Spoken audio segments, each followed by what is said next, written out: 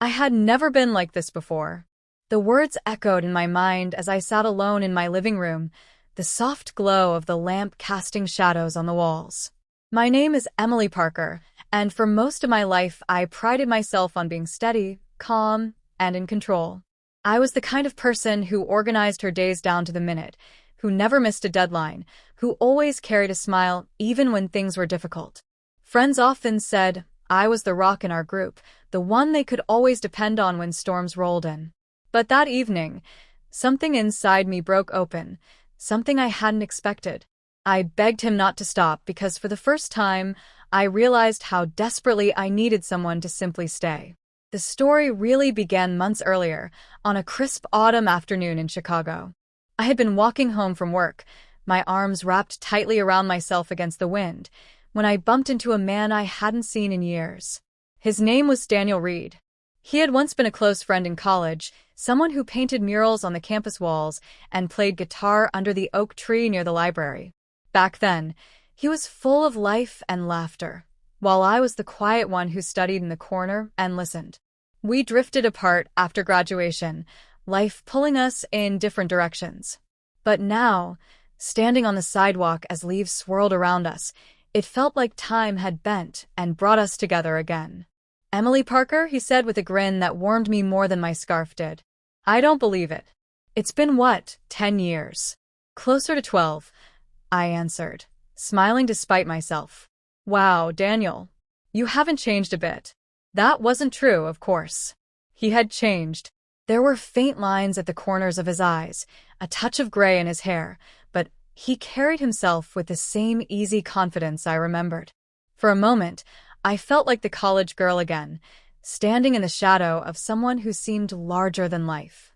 We went for coffee that evening just to catch up. What was meant to be an hour turned into 3 as we talked about everything from our jobs to the books we'd been reading to the ways the world had shifted since we were young. Daniel told me he had been living in New York, working as an art teacher at a community center, but had recently returned to Chicago to take care of his aging father.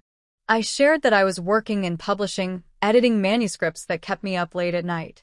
As he spoke, I kept noticing how his voice had a way of softening when he spoke about people he cared about, and how his laughter still carried that same contagious spark.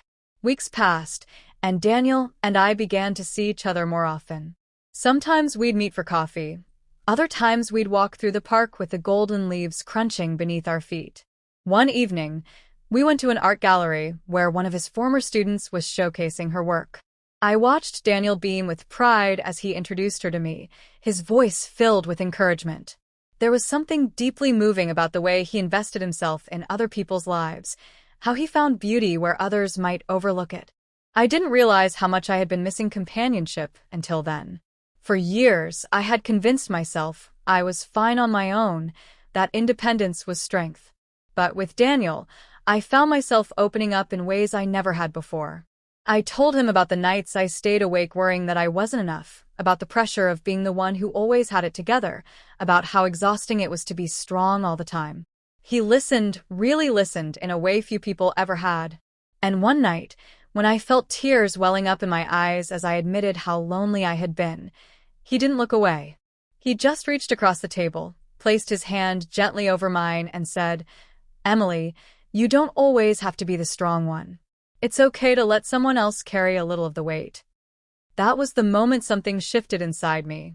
I had never been like that before, never so open, never so vulnerable. For the first time, I felt like I could finally breathe. The weeks that followed were full of small moments that stitched themselves into my heart. Daniel helped me decorate my apartment for Christmas, climbing onto a chair to hang twinkling lights while I laughed at his uneven lines. He surprised me with a sketch he had done of me reading on the couch, capturing the soft light that fell across my face. On snowy afternoons, we'd sit in the corner of a cafe, sipping hot chocolate and watching the city blur outside. Every moment felt alive, as if the world had been in black and white until he stepped back into it. But with every bright moment came a shadow of fear. I had been hurt before. Relationships that ended with cold silences and unanswered calls, promises that crumbled when things grew difficult. A part of me was terrified that this too would slip away. That's why, The night I whispered, "Don't stop," I wasn't just asking Daniel to stay with me in that moment. I was begging him not to stop being the person who made me feel seen, not to stop reminding me that it was okay to need someone. That night, we had been sitting in my apartment as the snowstorm raged outside. I had been telling him about a particularly stressful week at work, about deadlines piling up and the endless pressure of trying to prove myself. Daniel listened, then pulled out his guitar, the same one he used to play under that oak tree years ago. He strummed a song I half remembered from college, a tune that made me smile through tears. And when the music filled the room, something in me broke open. I leaned against him, my voice trembling as I whispered, "Don't stop." It wasn't about the music. It wasn't about the moment. It was about everything. For the first time in years, I realized I didn't want to go back to being the woman who carried it all alone.